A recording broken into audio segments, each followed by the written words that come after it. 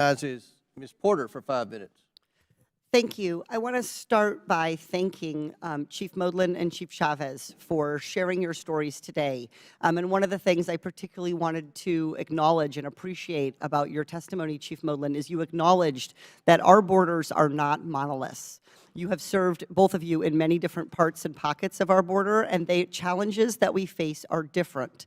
And I appreciate you taking the time to acknowledge that, and I hope that my colleagues will recognize that the challenges we face in rural areas, like RGV and Tucson, are different than what we face in coastal borders and areas like San Diego sector. I wanted to focus on fentanyl and continue the line of questioning of the chairman.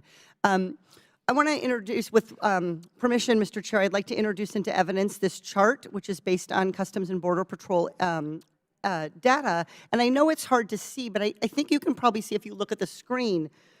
This big jump, this is fentanyl seized at the border. There's a big jump here, and that big jump occurred around June 2020, August 2020. Mr. Modlin, did anything happen then that caused, any policy procedure change that caused that big jump in fentanyl seizures? Ma'am, thank you for the question.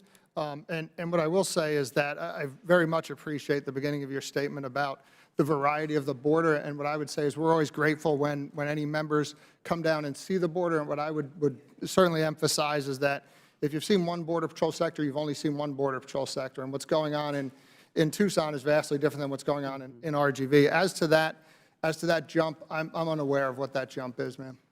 Have you seen data like this suggesting that there's been an increase in fentanyl seizures?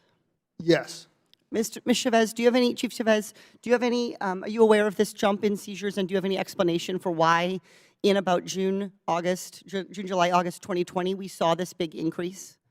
I do not have knowledge of that chart in particular, but we are aware that fentanyl seizures have gone up.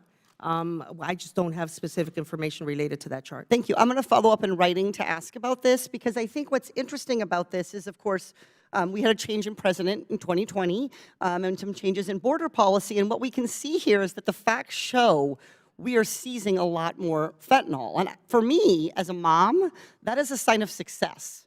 I don't want that fentanyl in this country. It is dangerous, and it kills people, and it makes our communities dangerous. And to me, this is a sign that our Border Patrol and our agents at our ports of entry, which is, of course, where the vast majority of the fentanyl is seized, as you've acknowledged, are doing their jobs.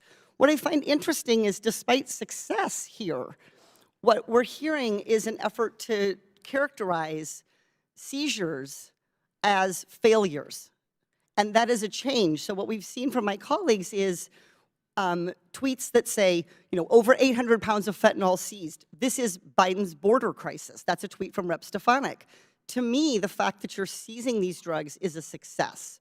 So I think that there's a need here to acknowledge the successful work that you're doing, and I appreciate that.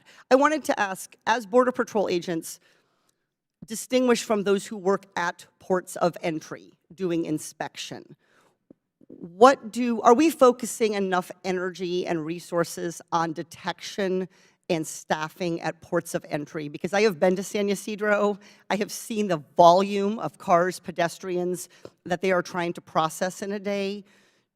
The more we do at ports of entry to halt smuggling of fentanyl, does that push it into more dangerous sectors and out into the border areas where you are? In other words, we're squeezing one part of it down, doing more with detection, with technology, X-ray. Is that then pushing people into these more dangerous, different tactics? Mr. Modlin, do you have thoughts on this, Chief Modlin?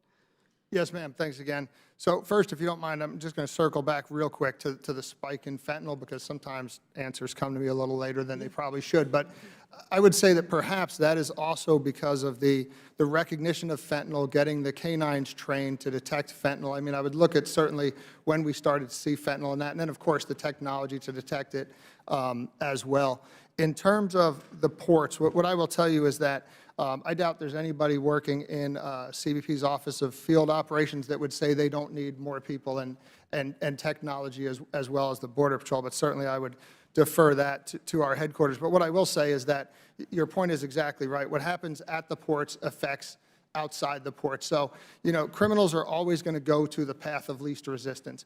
And if the ports are the path of least resistance, they will go there. If between the ports are there, they'll go there. And ultimately, it's not our concern who's trafficking the fentanyl, just that we keep it out of the country so that all of us parents feel safe and know that it's not going to be in our kids' schools.